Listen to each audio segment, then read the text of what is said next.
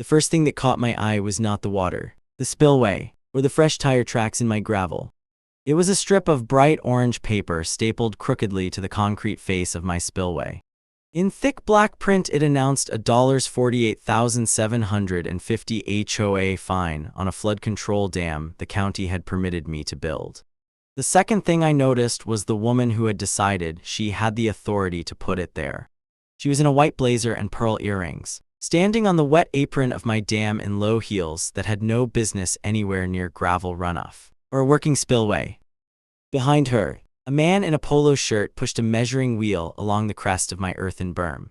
Another man held up his phone and recorded the scene for HOA records like he was documenting a routine inspection. Instead of trespassing, my gate chain lay severed on the access road, twisted in the dust like a dead snake. No one had called. No one had asked permission. None of them belonged on my land. "Are you the man responsible for this eyesore?" she demanded. It was the wrong question. She just had not learned that yet. I stopped about 12 yards away and let the silence sit there. She looked me over her bootswork pants, hands rough from building things instead of complaining about them. Then her face settled into that polished expression certain people use when they have already decided you are beneath them. "I'm Margaret Pierce," she said, "president of the Cedar Hollow Estates Homeowners Association. We fine you $48,750. She tapped the orange notice as if the paper itself proved something. "You have 21 days to remove this structure. After that, we lien your house and demolish it at your expense." She gestured toward my dam with a little flick of her hand, as if dismissing concrete earthwork permits hydrology, and a decade of flood history could be done with one manicured motion. She said the dam was ruining the community's curb appeal. She said it was lowering every Cedar Hollow home by 12%. I let her finish. Then I pulled a small notebook from my back pocket and wrote down the date, the time, and her exact words. I did it slowly, right in front of her, because I wanted her to understand that this was not just a conversation anymore. It was evidence. Very quietly I asked, "Do you understand that this structure is permitted by the county as a flood control retention dam?" Margaret waved one hand like I was wasting her afternoon. "I don't care what you call it," she said. "It has to come down. This affects our neighborhood. That's all that matters." The man with the phone captured every word. He did not know that my trail camera above the oak had captured it too, or that a second camera 28 feet down the gravel road had caught the cut chain and the trespass. A third camera had the wide angle on the spillway. 3 cameras now had Margaret Pierce on my property, admitting that she did not care what the county had classified my dam to be. I would replay that recording more than once in the months that followed. For the moment, I only nodded. Past her shoulder, the access road dropped through the trees, ran along the slope, and came out 260 feet lower and nearly a third of a mile away at the rear fence line of Cedar Hollow Estates, 118 houses, built across the floor of a natural drainage basin. I studied her white Lexus parked beside my cut chain. I studied the orange notice fluttering against the concrete. I did not say what I was thinking. I almost never do. What I was thinking was that the woman in the blazer had just declared war on the only thing standing between her living room and the natural path of every spring runoff in the county. She had climbed onto my land without permission, cut my gate chain, stapled a fine to public safety infrastructure, and announced she would tear it down because she did not like how it looked from the road. She had picked the wrong fence to climb. My silence convinced her she had won. She smiled with the neat satisfaction of someone delivering bad news to a man she had badly underestimated. "I expect compliance, Mr. Hollister," she said. "Not lectures." She left without waiting for an answer. Her 2 board members followed her back to the white Lexus, and they drove out over the chain they had cut without bothering to move it from the road. The truck with the measuring wheel rolled after them. I stood at the spillway for a long time after they were gone. The orange notice snapped softly in the wind. $48,750 in black numbers, large enough to read from 28 feet away. I left it exactly where Margaret had stapled it. I wanted my cameras to keep watching it. Then I pulled out my phone and checked the weather. The National Weather Service was tracking a system 4 days out. The forecast called for 2.6 inches in the first cell, nearly 5 more stacked behind it. For this county, that was a normal spring front. It was the kind of front my dam had been designed, permitted, and built to handle. before the dam existed. That exact pattern used to put nearly 3 feet of water in Frank Howerin's living room across the road. I looked down toward the rooftops showing through the trees. Margaret Pierce's house, as it happened, was the largest in the subdivision. It also sat on the lowest elevation lot, directly where the original flood channel used to empty before a developer graded the pasture and sold it as luxury living. By July, if that dam disappeared, she would be standing at the bottom of a small lake. She just did not know it yet. I was up before sunrise the next morning, same as most mornings, with Coffee the dog, and a slow walk around the property. The orange notice was still stapled to the spillway. I left it there. Evidence belongs where it lands. To understand why I did not panic, and why I did not beg Margaret Pierce for anything, you need to know how I came to own that hill in the first place. 9 years ago, I bought 43 acres on the upstream side of what was then an empty cow pasture. I bought it because on a topographic map, the parcel sat at the natural choke point of a drainage basin, a kind of geological funnel where every spring melt and every summer thunderstorm in 4 square miles of hills came together and dropped down a single gravel slope toward the lower ground. I bought it for the geology. I'm a civil engineer by training and by license, so I'm retired now, specialty in hydraulics and small dam design. I've spent 34 years moving water for a living. The cow pasture below my parcel sat empty for 2 more years after I closed. Then a developer bought it, cleared it, graded it, and put up 118 homes. They named it Cedar Hollow Estates. They did not name it Floodplain Estates, which would have been more honest because that is what it is. The original USGS drainage maps will tell you so. County staff hydrology study from 2001 will tell you so.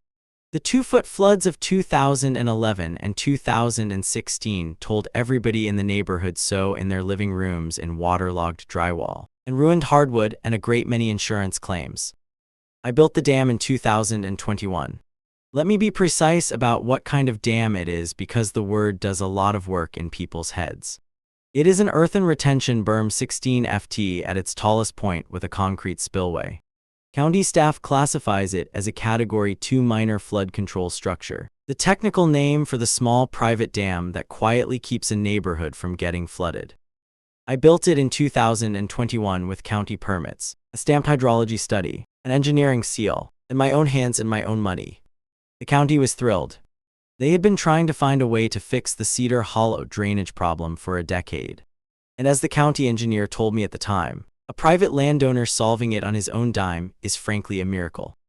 Cedar Hollow Homeowners Association did not exist yet when I built the dam. It was formed 18 months later after the developer handed off by the homeowners themselves. Most of them had moved in after the 2014 flood and had no idea their houses sat where water historically went. They had no reason to know.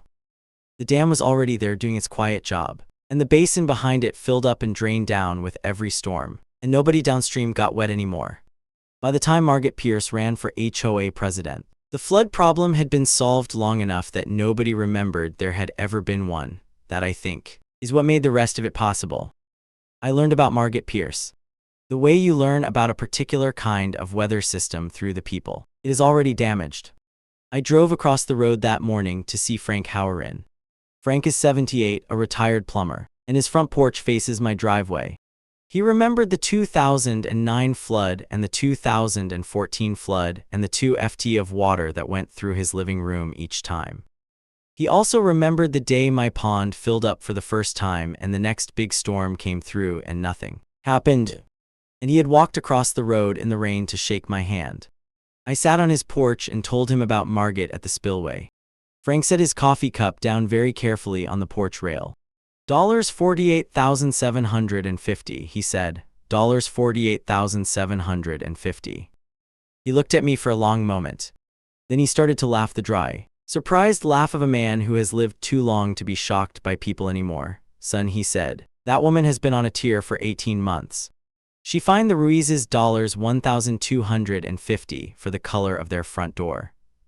She fined Mrs. Pham $825 for a non-conforming mailbox the week she buried her husband. She fined the Coopers for having a basketball hoop in their own driveway. Nobody fights her. Everybody pays. She's got a sign-up board down at the clubhouse where she ranks people by how compliant they are. He shook his head. You know what she calls your pond in the HOA meetings? She calls it the mud puddle. She says it's lowering everybody's values. She put it in the newsletter, the whole front page. A picture of your dam with a red circle around it. How did she get to be president? I asked. She's a realtor. She sold half these houses. Folks think she knows about property values because she sells property. Frank shrugged. She's got 2 board members in her pocket. A retired insurance adjuster named of Roy and a young woman named of Whitney who writes all the fine letters. There's a 4th member just rubber stamps everything. That's the board. Who lives in the biggest house down there? I asked, although I already knew. Frank looked at me. Margaret, he said, sits at the bottom of the bowl. That big white colonial on the cul-de-sac. The lowest lot in the subdivision. The one the water used to come out of, that one. We didn't say anything for a minute. Don't let her win, son. Frank said finally. None of the rest of us can speak up. She's already fined 3 families this year. People are scared. I explained to him I wasn't going to fight Margaret Pierce. He gave me a look. I'm not, I answered. I'm just going to put everything in writing 3 times. Certified mail with a waiver. Frank thought about that for a long time. Then he picked up his coffee again. You're going to make her sign something, he said. Or make her refuse to sign something. Yes, I answered. And in front of witnesses, ideally. Frank smiled a small, slow smile. He understood me. I think better than I understood myself at that moment. I went home and sat down at my desk and started a fresh file. Into it. I put a copy of my professional engineer's license, the 2019 stamped hydrology study, the county dam permit, the engineering drawings with the spillway calculations highlighted, the recorded HOA covenants for Cedar Hollow Estates, which I had pulled from the county clerk's office the year the HOA was formed, just to know where I stood with my 40-acre parcel highlighted in yellow on page 11 in the section explicitly excluding outside parcels from HOA. A jurisdiction. A 1-page plain English summary I wrote that morning explaining in 3 short paragraphs what the dam was, what it did, and what would happen if it were removed. I printed 3 copies of the whole packet. I addressed 3 certified mail envelopes, 1 to Margaret Pierce, 1 to Roy, 1 to Whitney. I did not address 1 to the 4th board member who I had decided would be irrelevant either way. Then I drafted a 1-page document I labeled in plain black letters at the top acknowledgement of downstream liability. It was short. It said that the signatory understood the structure on my parcel was a county-permitted flood control device. Understood that its removal would cause foreseeable flooding to homes downstream and accepted personal and HOA liability for any such flooding. It had 3 signature lines for the 3 board members. I did not mail the certified packets that day. I wanted to hand them to Margaret myself on the record at the next HOA meeting with the room watching. I leaned back in my chair and looked at the packet on my desk, and I answered out loud to nobody in particular. I wasn't going to fight Margaret Pierce. I was going to let her fight herself. On the record, the dog asleep under the desk did not have an opinion. I clipped the unsigned waiver to the front of the file and put the whole thing in my briefcase where it sat for 11 days, until the next monthly HOA meeting at the Cedar Hollow Clubhouse. Cedar Hollow Clubhouse sat at the entrance of the subdivision. A beige stucco building with a small pool behind it and an American flag out front. I had never been inside it. I parked at the edge of the lot 11 days after the trespass at the spill, a banker's box on the passenger seat beside me, and watched homeowners filter in through the glass doors in 2s and 3s. I gave them 10 minutes. Then I picked up the box and went in. The meeting room was full, maybe 30 homeowners on folding chairs, a long table at the front with 3 name placards on it. Margaret Pierce, President; Roy Dieter, Vice President; Whitney Lang, Secretary. The 4th board member, whose name I never bothered to learn, sat at one end with a clipboard and a bored expression. Margaret was in another white blazer. She had her phone face down on the table beside a printed agenda. I took a seat in the back row and put the banker's box on the floor between my feet. Frank Howren was 3 rows ahead of me in a flannel shirt. Carol Howren, his daughter, sat beside him. Hector Ruiz was on the other side of the aisle with his wife, Mrs. Pham. The widow sat very straight in the 2nd row alone. I had not asked any of them to be there. They had come anyway. Margaret gave the meeting to order with a small wooden mallet that she clearly enjoyed using. She moved through the first 3 agenda items at a brisk clip. Landscape contract renewal. Pool hours for this summer. A complaint about a neighbor's leaf blower. Then she reached item 4, looked up over her reading glasses, and read it out in a voice loud enough to carry to the back row. Item 4. Compliance enforcement upstream. As she paused for effect, this board, she said, has fined an Altaf area landowner $48,750 for an unpermitted structure that is harming the property values of every home in Cedar Hollow. The structure is an earthen dam built without any consultation with this community, without any regard for our aesthetic standards, and without any concern for the people who actually live here. Tonight, we will hear from Mr. Hollister, who has been invited to address the board before the fine takes effect. Half the heads in the room turned to look at me. I stood up, picked up the banker's box, and walked to the front. I did not hurry. I set the box on the table directly in front of Margaret Pierce. I'm Daniel Hollister, I answered. I own the 40-acre parcel north of the subdivision. You have the floor, Mr. Hollister. I took 3 sealed envelopes out of the box. They were thick. I had labeled them in heavy black marker, 1 each, Pierce Detmer Lang. I slid them across the table in front of the 3 named board members. Inside each of those envelopes, I answered, is a copy of the county permit for the structure on my land, a copy of the 2019 hydrology study, and the recorded HOA covenants for this subdivision with the section excluding my parcel from HOA jurisdiction, highlighted in yellow on page 11. There's also a 1-page summary in plain English. I would ask the board to read these documents before voting on the fine. Roy Dietmar looked at Margaret. Whitney Lang did not look at anyone. Margaret did not pick up her envelope. She slid it back across the table at me. I don't need to read it, she said, ma'am. I'd encourage you to. I don't need to read it, she said it louder for the room. The board has already determined that this is within our jurisdiction. That is the end of it. I could hear the small electronic hum of the statement-dated meeting recorder on the table. Every HOA meeting in this state is required by law to be audio recorded and kept on file for 18 months. Margaret had just told me on that recording that she would not read the documentation showing she had no authority over my land. I asked her very quietly to repeat herself. Excuse me, I'd like you to repeat what you just said. For the record, she smiled. The kind of smile a person smiles when they think they are about to score a point. I answered, she said slowly and clearly. I do not need to read it. The board has already determined this is within our jurisdiction. End of discussion. Roy Dietmar nodded along with her. Whitney Lang was looking at her own hands. I let the silence sit for a moment. Then I reached into the box and took out a second document, a single page clipped at the top. I held it up so the room could see it. This is a 1-page document. I answered, it's called an acknowledgement of downstream liability.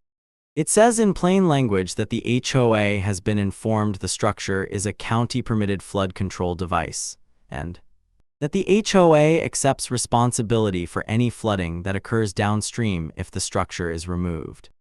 There are 3 signature lines. I set it on the table between Margaret and Roy. I'm not asking the board to drop the fine, I answered. I'm asking the board to sign this acknowledgement before proceeding. Margaret laughed. It was a real laugh, not a performance one. The laugh of a woman who has never in her life signed a document somebody else handed her and was not going to start tonight in front of her neighbors. We are not signing your fear-mongering paperwork, Mr. Hollister. It's not fear-mongering paperwork. It's a flood control device. It's a mud puddle, and the board is not signing anything. Roy helpfully. We're not signing anything. Whitney Lang did not say anything. She looked up once very briefly at the acknowledgement on the table and then backed down at her hands. I waited 5 more seconds in case anyone changed their mind. Nobody did. I picked up the unsigned acknowledgement, slid it back into my folder, took out a small notebook, wrote the time and date on the inside cover, and noted that the document had been offered to the board and refused in front of approximately 30 homeowners. I studied Carol Howrin in the 3rd row. She had been watching the table the whole time. She gave me a single small nod that nobody else in the room saw. I studied Hector. He had been watching too. So had Mrs. Pham. So had Frank. I had my 3 witnesses and I had not asked any of them to come. Thank you for your time, I answered. I picked up the banker's box. I went back down the aisle and out of the room without waiting for the meeting to continue. Carol caught up with me in the parking lot. She was a little out of breath. She looked over her shoulder once before she spoke the way people do when they are afraid of being seen. I'm sorry, she said. None of us said anything in there. None of us can. She'll come after us next. You don't need to apologize for anything. Mrs. Howard, Carol. I didn't come here to start a fight in that room. I came to put something on the record. She nodded slowly. You know she's going to escalate this, I know. You know she's not going to back down, I know. She was quiet for a moment. What can I do, she said. I thought about it. Do you still have the photographs from 2014? I asked, the flood. She looked at me a little oddly. I have hundreds of them on my phone, in the cloud everywhere. Why? Hold on to them. All of them geotagged, timestamped. Anything you have. I'll ask for them when I need them. Why? I didn't answer right away. I wanted to be careful about what I answered out loud in a parking lot. Because the woman in there, I answered finally, doesn't believe in water. And one of these days, water is going to need a witness. Carol looked at me for a long moment. Then she nodded once and walked back toward the clubhouse. I drove home with the box on the passenger seat and the unsigned acknowledgement on top of it. And I thought the whole way about Margaret Pierce's smile and about the small electronic hum of the recorder she had not noticed. She had been given 3 chances to read what I gave her. She had used all 3 to throw it away. Carol Howard called me 3 days after the meeting. She had been thinking about the photographs. I have a hard drive, she said, from my mother's old desktop. There are pictures on there from 2014 I haven't looked at in years. She came up the gravel after dinner with the drive in a Ziploc bag. We sat at my kitchen table and opened a folder labeled August 2014. 317 photographs. We scrolled slowly. The first dozen were her parents' front porch and the street in front of their house. The water was the color of milky coffee and came halfway up the tires of a parked sedan. Frank stood in his doorway and rolled up pants, looking at the camera with the patient resignation of a man who had been through this before. Every photograph her mother had taken that week was geotagged and timestamped. The cameras in 2014 had already been doing that quietly. About 80 photographs, and Carol said, oh. She had stopped on the cul-de-sac at the bottom of the subdivision. The water in that frame was much deeper. It came halfway up the front door of a large white colonial at the end of the bulb. A woman in a bathrobe stood on the porch with her arms folded watching a tow truck try to pull a Lexus out of the driveway. Carol zoomed in, that's her, she said. Margaret Pierce. She bought the house 6 months after this. Told everybody at the welcome barbecue she got a great deal on it because it was a cosmetic issue. Time stamp. The 13th of August 2014. 4:42 p.m. geotag put the camera on Carol's mother's front lawn, looking down the slope toward the cul-de-sac. Send me everything from that day, I answered. Originals. Metadata intact. She emailed them before she left. I want to be honest about what I was doing in those weeks. I was not trying to ruin Margaret Pierce. I was building a record, the documents that prove what she was told, when she was told it, and what she did anyway. If she turned around and did the right thing, the record would sit in a drawer and never see daylight. That was the outcome I would have preferred. I drove out the next morning to see Hector Ruiz at his auto body shop. He met me at the front bay with a rag in his back pocket and pulled a folder out of a filing cabinet. He had been waiting 18 months for somebody to ask for copies. $1,250 for the color of his front door, the same red it had been on the listing. $600 for a basketball hoop the bylaws specifically permitted. $450 for non-conforming holiday decorations, which were a small lighted nativity. $800 for a garbage can that was on the curb 6 hours past pickup because the truck was late. 3 more for trivia. I do not need to list. $4,250 in 18 months. Did you pay them? All of them. Wife said it was easier. Was it easier? He looked at me for a long time. No. I left with copies of every letter. I drove from Hector's shop to Mrs. Pham's small house on the east edge of the subdivision. She was on her knees in her front yard planting something purple. When I cleared my throat, she looked up and recognized me. The mailbox one, she said, yes ma'am. The fine letter had come on a Wednesday. The funeral had been the Friday before. The mailbox had been replaced 3 weeks earlier by her nephew. The HOA measured it and determined it was 3/4 of an inch over the bylaw permitted height. Margaret had hand-delivered the letter to her front door. She asked me, Mrs. Pham said if I had a husband who could fix it. She went into the house and came back out with the original letter and told me to keep it. She had not been able to throw it away, and she could not bring herself to look at it again, and she would rather it lived in my filing cabinet than hers. I put it in my folder and I thanked her. I drove into town that afternoon to the county engineer's office. Bill Reyes had signed off on my dam permit 9 years earlier. His secretary waved me through. He grinned when I went in. "Hollister, I was wondering when you were going to show up. The HOA tried to file a lien against your parcel last week. They filed it against the wrong tax ID. We almost framed it. I'm going to need a stamped letter," I answered. County letterhead classifying the dam as a regulated Category 2 flood control structure, noting that removal requires a county-issued demolition permit and a downstream impact assessment, noting that no such permit has been issued or applied for. He looked at me a moment. "You think they're going to actually try to demolish it?" "I think she's going to make me demolish it." He leaned back, looked at the ceiling. "How bad downstream?" 112 houses on a floodplain without the retention. A 2-inch storm puts water in 40 of them. A 4-inch storm puts water in all of them. In the forecast, spring active season. He nodded slowly. "You'll have the letter tomorrow. And Hollister, for what it's worth, I'd like to be there when she figures out what she's done. You may get your chance." I drove home that night and laid the receipts out on the kitchen table in order. Carol's photographs, Hector's folder, Mrs. Pham's letter, the statement dated meeting recording, which I had quietly requested from the HOA's public records contact 2 days after the meeting. Margaret's voice on it twice saying, "I do not need to read it." The next day by courier, Bill Reyes' stamped letter on county letterhead, 5 receipts on a kitchen table. Carol called me that night to check in. She asked me what I was going to do with them. "Nothing yet." She laughed the way her father had laughed 2 weeks earlier. "You said you weren't going to fight her." "I'm not." "Then what?" "I'm going to let her fight gravity." Long pause. "Is that what's coming?" "That's what's coming." I hung up. The orange notice was still stapled to the spillway. I went out before bed and looked at it. I left it where it was. The first envelope arrived a week after Bill Reyes' letter.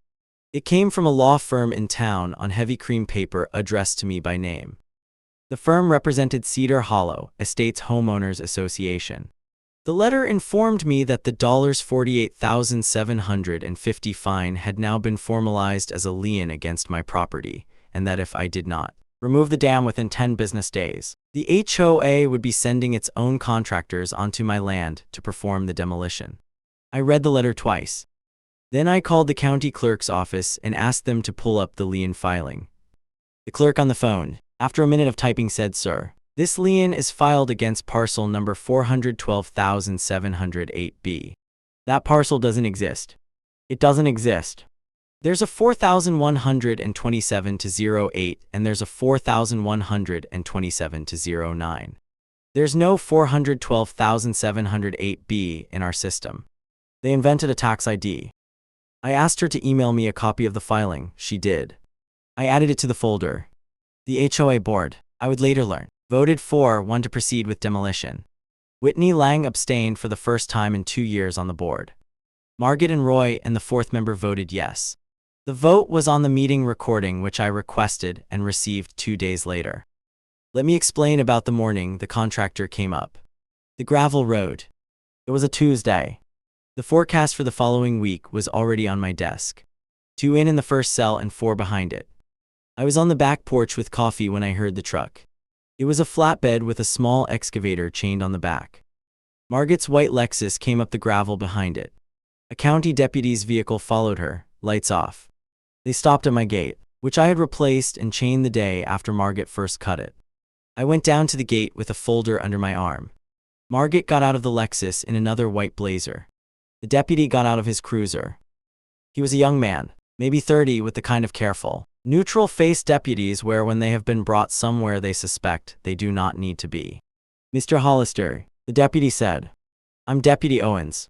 Ma'am here has asked me to post a demolition order on your property." I studied Margaret. She looked back at me with the same satisfied expression she had worn at the spillway 5 weeks earlier. "Deputy," I answered. "Before you post anything, I'd like you to take a look at 3 documents." I opened the folder on the hood of his cruiser. He stepped over. I handed him the first one. The recorded HOA covenants for Cedar Hollow Estates with my parcel highlighted in yellow on page 11. The section explicitly excluding outside parcels from HOA jurisdiction. This is the HOA's own recorded covenant. My parcel is not within their jurisdiction. They have no authority to find me, lien me, or demolish anything on my land. He read it slowly. He was a careful young man. I handed him the second one. Bill raises stamped letter from the county engineer's office. This is the county engineer's classification. The structure they're trying to demolish is a regulated Category 2 flood control dam. Removal requires a county-issued demolition permit. No such permit has been issued. He read it. I handed him the third one. The lien filing. This is the lien they filed against my property last week. It's filed against a tax ID that does not exist in the county system. Deputy Owens took a long breath through his nose. He read all three documents one more time. Then he looked up at Margaret Pierce and he turned the small body cam clip to his chest pocket so it was pointed at her. Directly. "Ma'am," he said, "I'm going to need to step away and make a call." He walked 28 ft down the gravel and got on his radio. Margaret did not say anything. She was watching the deputy and her face had begun to do something it had not done before in any of our previous encounters. The satisfaction was still there, but underneath it for the first time there was a small uncertainty. Deputy Owens came back 4 minutes later. "Ma'am," he said on body cam in a voice loud enough for the contractor and the second board member in the Lexus to hear. "This property is not under HOA jurisdiction. This structure is regulated by the county. We are not enforcing anything here today. I'd recommend you remove your equipment from this gravel road and consult with an attorney about the lien filing before you do anything else." He gave me a small nod. He got back in his cruiser. He drove away. There was a silence on my gravel road of the kind that happens when a thing that was supposed to go one way has gone, very suddenly and very publicly, the other. Then Margaret lost her composure. She came at me on the gravel with her face flushed and her finger out. She told me on a road my trail camera was still recording from 60 ft up the slope that if I did not remove the dam myself within 7 days, she would sue me personally, ruin me financially, drag my name through every newspaper in this county, and make sure no insurance company in this state ever covers your name again. I did not answer her. She got back in her Lexus. The contractor, who had not gotten out of his truck, looked at me with an expression somewhere between embarrassment and apology and reversed his flatbed back down the gravel. I stood at the gate until I could no longer hear them. That night, I sent the third certified letter. I want to describe this letter carefully because it is the one that matters. Inside the envelope, the full documentation packet: permit, hydrology study, covenant exclusion, Bill raises classification letter, a signed and notarized written warning that the removal of the dam would cause foreseeable flooding to homes downstream, and clipped to the front, a one-page liability waiver, identical to the one I had offered at the board meeting with 3 signature lines. 5 business days to sign. I sent identical copies to Margaret Pierce, Roy Demer, and Whitney Lang. Certified return receipt requested. All 3 were signed for and accepted within 48 hours. The return receipts came back to me through the mail and went into the folder. None of the 3 signed the waiver. Margaret instead went to court. I want to be quick about this part because it does not deserve much of your time. Her attorney filed an emergency injunction in county court asking a judge to compel me to remove the dam. The hearing was the following Thursday. Margaret's attorney argued community standards and property values. My attorney introduced 2 documents: the recorded covenant exclusion and Bill raises classification letter. The judge listened for about 20 minutes total. He denied the injunction, but he also declined in the same ruling to issue any protective order over the dam. He said the matter was outside his court's jurisdiction and properly belonged before the county's engineering and zoning offices. He sent everybody home. I had been counting on exactly that. Margaret on the courthouse steps took the neutral ruling and told her attorney and the 2 board members who had come with her that she had won, that she had been given the green light. At the next HOA meeting that Thursday evening, she announced to the assembled homeowners. Frank Howerin sent me the recording the next morning that she had secured a court ruling requiring Daniel Hollister to remove his dam by the end of the month. She scheduled what she called a community celebration at the dam site for the day of the demolition. Folding chairs, a banner, The local paper. I sat in my office that night and I listened to the recording of Margaret telling her neighbors she had won a court ruling. She had not won. Then I picked up the phone and I called an old friend of mine who runs a small excavating outfit on the north side of the county. His name is Pete. I had used him on 3 jobs in the past decade. I explained to him what I needed. I booked him for the morning before Margaret's scheduled celebration. I called Bill Ray's at home and told him what was about to happen. I explained to him I wanted him on my property as an official observer in his capacity as the county engineer who had permitted the dam. He agreed without hesitation. He asked me one question. "You're really going to take it down?"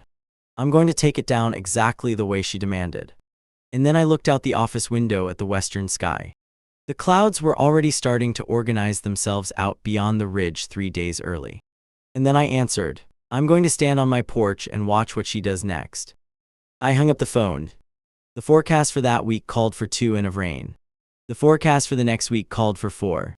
I drove down to the spillway at 6:00 in the morning on the day of the demolition. The sky in the west was the color of old steel. Pete was already there with his excavator on the flatbed. Bill Ray's pulled up 10 minutes later in his county truck. He had a clipboard and a folder of his own. He nodded at me and did not say anything. He had agreed to be there as an official observer. Observers are not supposed to speak. By 7:30, the Cedar Hollow homeowners had started to arrive. Margaret had turned my access road into a tailgate. Somebody had set up 2 long folding tables across the gravel with a coffee urn and a tray of pastries. Somebody had brought a banner hand-painted that read "Protecting with Sparing Pines, one eye's sore at a time." Folding chairs were arranged in a half-moon facing the spillway. The local paper was there with a photographer in a denim jacket. The man with the phone from the first day, the one who had filmed everything, was back filming again. I counted 15 homeowners. Most of them looked uncomfortable. Hector Ruiz was at the back in his Sunday clothes, arms folded. Carol Howerin was standing further back still by the tree-in. Mrs. Pham was not there. Frank was not there. About half the chairs were occupied by people I did not recognize who had come, I think, for the pastries. Margaret arrived in her white blazer with Roy Detmer at her elbow. She walked down the line of folding chairs, shaking hands. She had the practiced warmth of a realtor at an open house. The 4th board member was somewhere in the back. Whitney Lang was not there at all. She climbed up onto a small folding step the photographer had set up and she gave a short speech. She thanked her neighbors for standing with the board against an outside influence. She thanked the paper for bearing witness. She used the words boundaries and property values and community character. She did not at any point in the speech mention the word flood. When she finished, there was a small round of applause from the people in the folding chairs. The photographer took her picture in front of the banner. I waited until the applause stopped. Then I went up to the folding step with a single envelope in my hand. The conversation that followed is one I want you to picture exactly because it is the conversation that decided everything. "Mrs. Pierce," I answered. She turned toward me, smile fixed. "Before we begin," I answered, "I'd like to offer you one more opportunity to sign the liability acknowledgement I've now offered the board 3 times. In writing." I held the envelope up so the photographer could see it. I held it up so the homeowners in the folding chairs could see it. I held it up so the man with the phone could see it. I took the document out of the envelope and unfolded it on the folding table beside her. It was the same single-page document she had pushed back across the table at me at the board meeting 6 weeks earlier. The same 3 signature lines, the same plain English language. I took a pen out of my shirt pocket and laid it on top of the documents. "This is the liability acknowledgement," I answered loud enough to carry to the back row. I addressed the homeowners now, not Margaret. "It says in 3 short paragraphs that the structure on my land is a county-permitted flood control device. It says that removing it will cause foreseeable flooding to homes downstream. It says that by signing it, the HOA accepts responsibility for any such flooding." I turned back to Margaret. "I'd like you to sign it before the demolition begins." For a moment, I thought she actually might. She looked at the document on the table. She looked at the pen. She looked at the photographer who had a camera lifted and ready. She looked at the homeowners in the chairs watching her. Then she did the thing that in the months and years that followed I would think of as her single most consequential mistake. She laughed and she performed the refusal.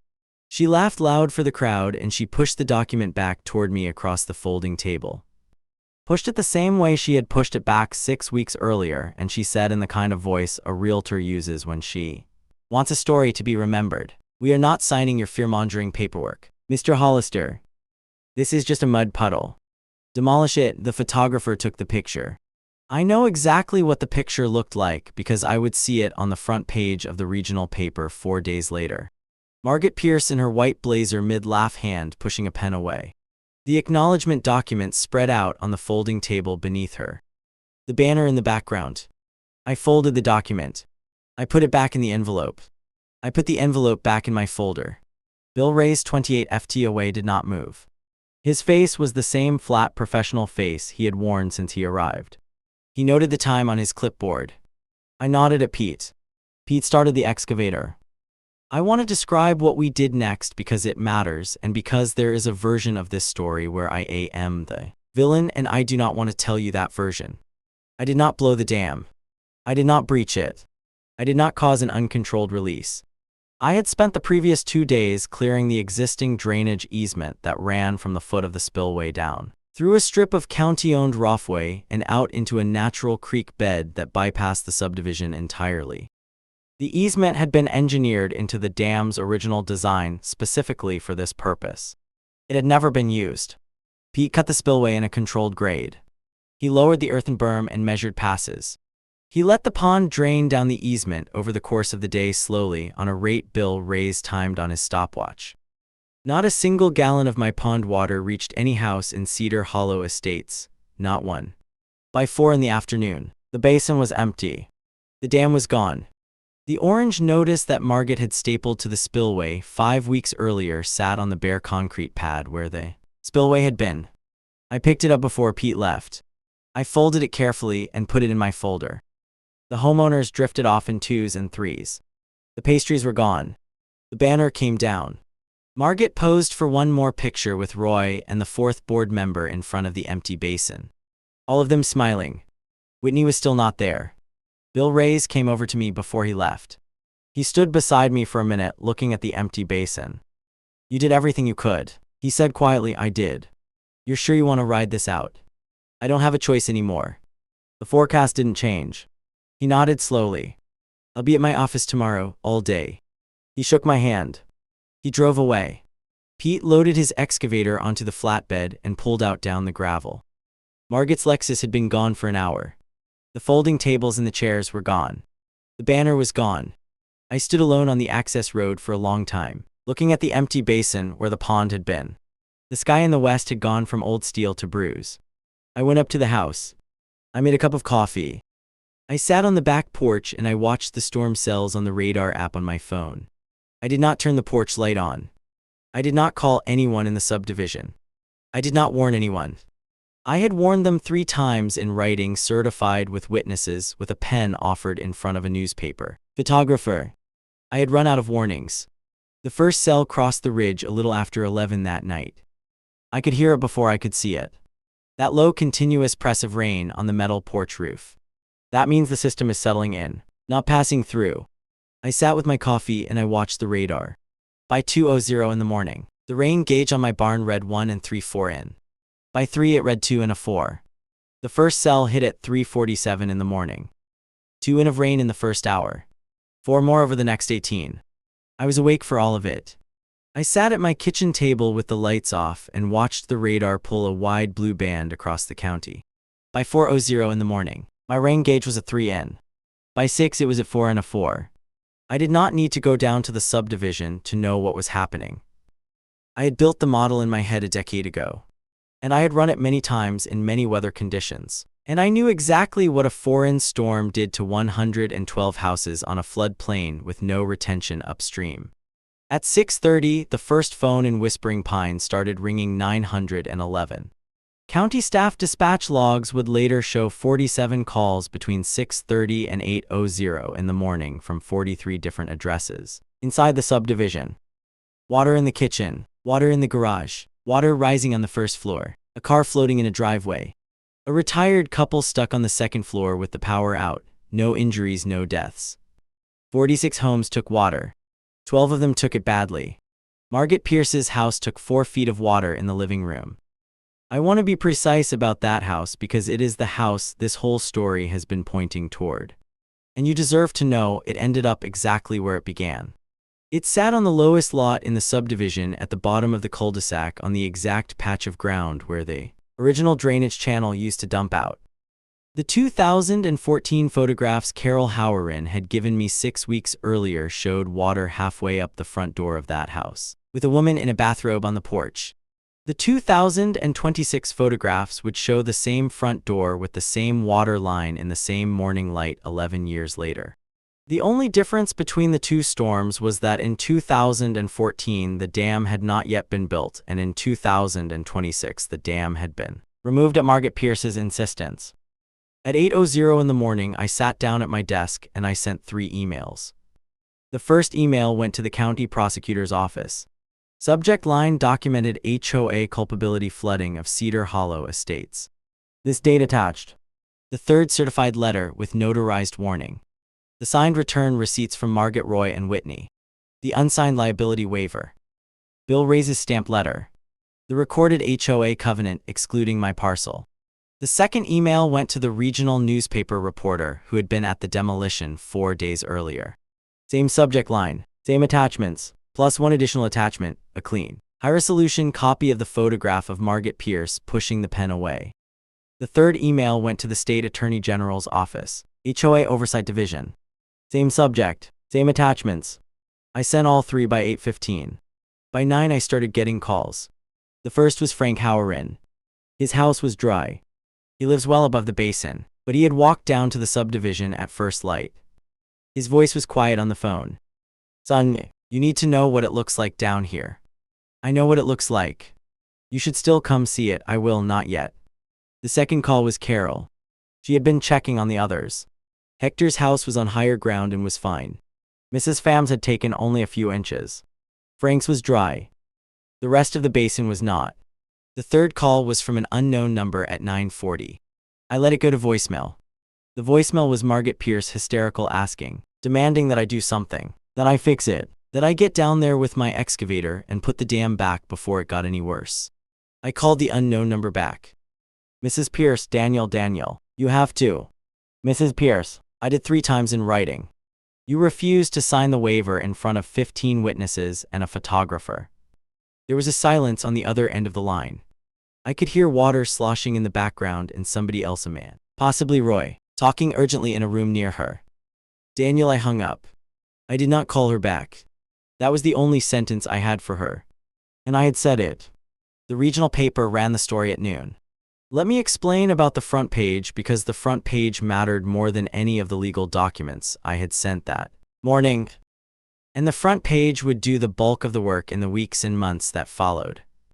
The headline read, "Oh, removed flood control dam over engineer's warnings. Neighborhood floods hours later." The lead paragraph identified me as a licensed civil engineer and downstream land owner. It said I had warned the HOA in writing 3 times by certified mail that removing the dam would flood the homes below. It said the board had voted to proceed anyway without reading the documentation or signing the offered acknowledgement. The photograph on the front page was the one I had been waiting for since the moment the photographer raised his camera. At the folding table, Margaret Pierce in her white blazer mid-laugh.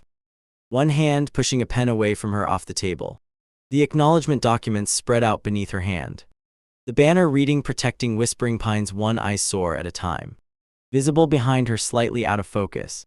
The caption read, "HOA President Margaret Pierce refuses to sign the liability acknowledgement offered to her by the landowner 4 days before the flood." It was the only receipt that mattered. By 2:00 in the afternoon, the story was on local TV. The reaction cascade started slow and then did not stop. Whitney Lang gave a televised interview at 4 that afternoon. She sat on her front step dry-eyed. She told the camera she had asked Margaret to sign the acknowledgement twice in private board meetings. She told the camera Margaret had told her the night before the demolition that Hollister is bluffing. She apologized to her neighbors and said she would resign from the board by the end of the week. Roy Dieter did not return calls from the paper. Roy Detmer did not return calls from his own homeowners. By the second day, Roy Detmer had retained a personal attorney. Bill Reyes confirmed on the record from his office that the demolished structure had been a regulated Category 2 flood control dam, that the HOA had no jurisdiction over my parcel, and that no county-issued demolition permit had ever been applied for, let alone granted. He read the relevant statute aloud into a local radio reporter's microphone in the kind of slow, plain English voice a county engineer uses when he wants to be quoted accurately. The HOA's insurance carrier issued a preliminary statement that afternoon. The statement noted in careful legal English that board members who had acted outside the scope of the HOA's bylaws and recorded covenants might not be covered by the association's directors and officers policy. The statement was 3 paragraphs long.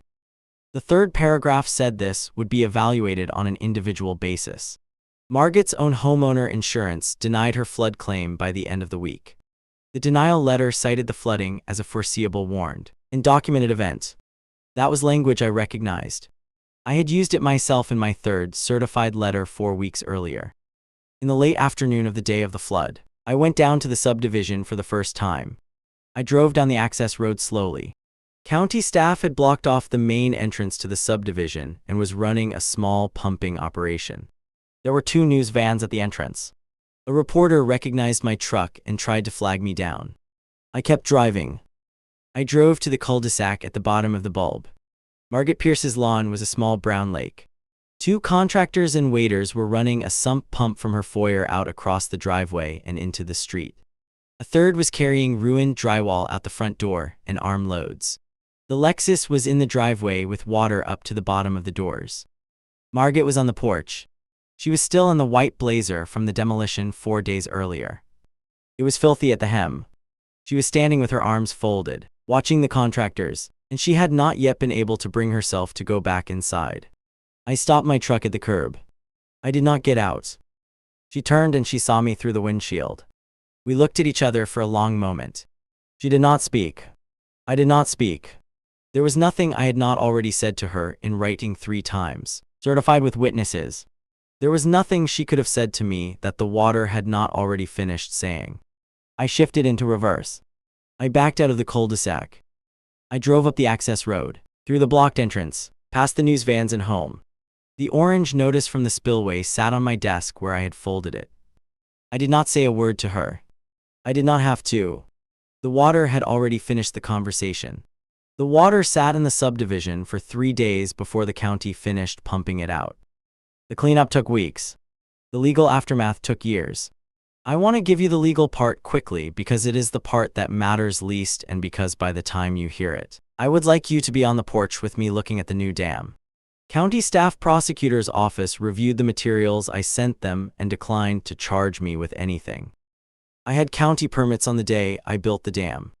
I had a county engineer present on the day I took it down. I had 3 certified letters with return receipts and an unsigned waiver offered 4 separate times. There was nothing to charge. The State Attorney General's office opened a formal investigation within 10 days. 11 months later, the report ran 340 pages. I read only the executive summary, which used the phrase acted outside the scope of recorded covenants and statutory authority 8 separate times. A class action lawsuit was filed by 27 flooded homeowners against the HOA and against Margaret Roy and the 4th board member personally. Whitney was named and dismissed within a month on the basis of her abstention vote and her televised admission. The case settled 14 months later. Margaret and the 4th member were found personally liable. The HOA's directors and officers insurance carrier denied coverage to the 3 liable board members on grounds of ultraviet for they did something they had no power to do. The carrier paid out for the HOA's organizational liability and walked away from the individual board members. Margaret Roy and the 4th member were on the hook personally with no insurance backstop. Margaret lost her house to foreclosure 111 months after the flood. Her homeowner insurance denial held up on appeal. The bank took the Colonial at the bottom of the cul-de-sac and put it on the market. Roy Dietmar sold his house quietly and moved out of state. The 4th board member, whose name I still do not know, declared personal bankruptcy. The $48,750 fine against me was voided in the first month of the investigation. The improperly filed lien against a tax ID that did not exist was removed by the county clerk's office on a single phone call. Bill Rice's office sent me a stamped letter reaffirming the classification of the dam and offering me a modest consulting contract to rebuild it at county expense. I accepted the contract. Cedar Hollow Estates Homeowners Association was dissolved by member vote 4 months after the flood. The vote was not close. Now, let me explain about the casserole. About 6 weeks after the water came down, Carol Halloran came up my gravel road one evening with her father and Hector Ruiz and Mrs. Pham and 3 other neighbors I had not formally met. Carol was carrying a casserole dish and oven mitts. Frank was carrying a 6-pack. Hector had a homemade card the size of a placemat signed by 23 families. They came into my kitchen and they sat at the table where I had laid out the receipts 6 weeks earlier. Carol set the casserole down on the table. "We should have spoken up sooner," she said. "You don't owe me an apology. Mrs. Halloran, any of you not one, Carol. I don't think any of you had a choice about being afraid of her. I think she made sure of that." Hector said very quietly, looking at the table. "She told me she'd fine me for breathing if I crossed her." "She would have too," Frank said. We ate the casserole. Hector got a refund check from the dissolving HOA's bank account about a month after that $4,250 returned in full from the fines he had paid over 2 years. Mrs. Pham got her $825 back.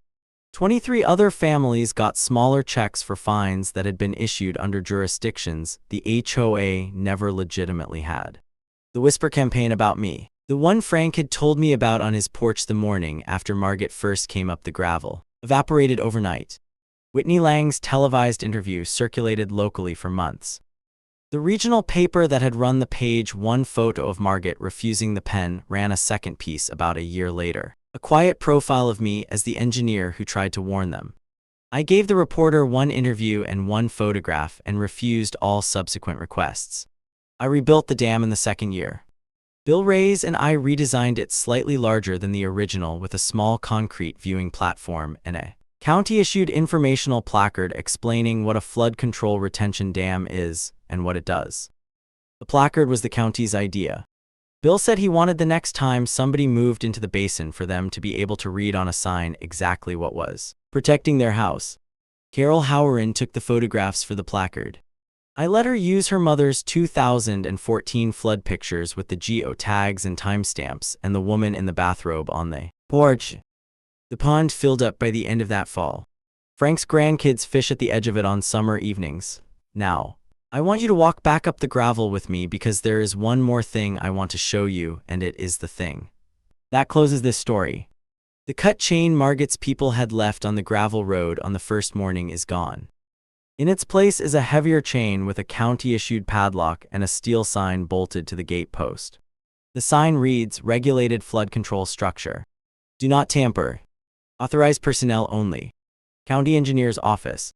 It carries the county seal, which means the next person who mistakes my dam for a decoration problem will be arguing with more than me.